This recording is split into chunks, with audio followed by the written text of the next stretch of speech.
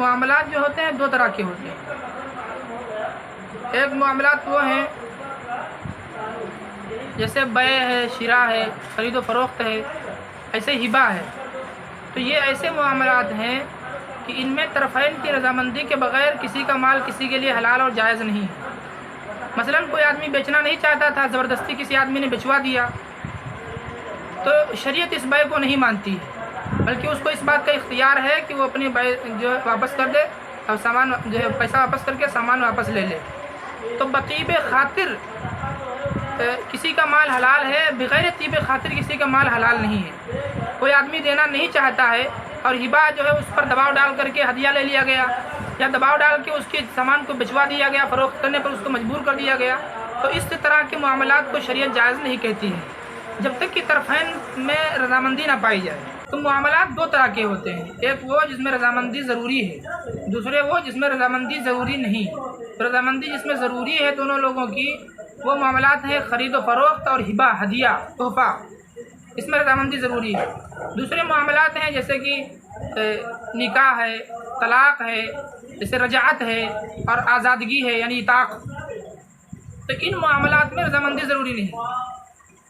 حضور صلی اللہ علیہ وسلم نے ارشاد فرمایا ثلاث جدہن جد وہزلہن جد، تین چیزیں ایسی ہیں کہ ان کی مذاق بھی حقیقت ہے اور حقیقت تو حقیقت ہے ہی ہے، ان کی حقیقت بھی حقیقت ہے اور مذاق بھی حقیقت ہے۔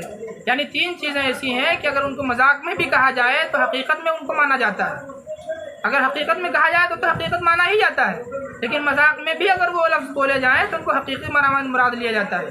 جیسے کہ طلاق، الطلاق اور نکاح۔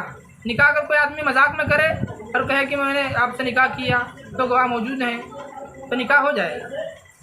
ایسے طلاق دے مذاق میں طلاق پڑ جائے گی۔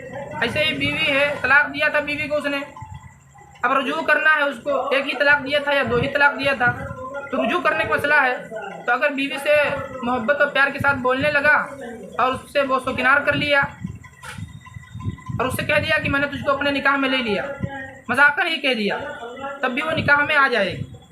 ایسے ہی کسی کا غلام ہے، اس نے مذاق میں کہہ دیا کہ تو آزاد ہے، تو وہ حقیقتاً آزاد ہو جائے گا۔ اس لیے کچھ چیزیں ایسی ہیں جن کا مذاق بھی حقیقت ہوتی ہے۔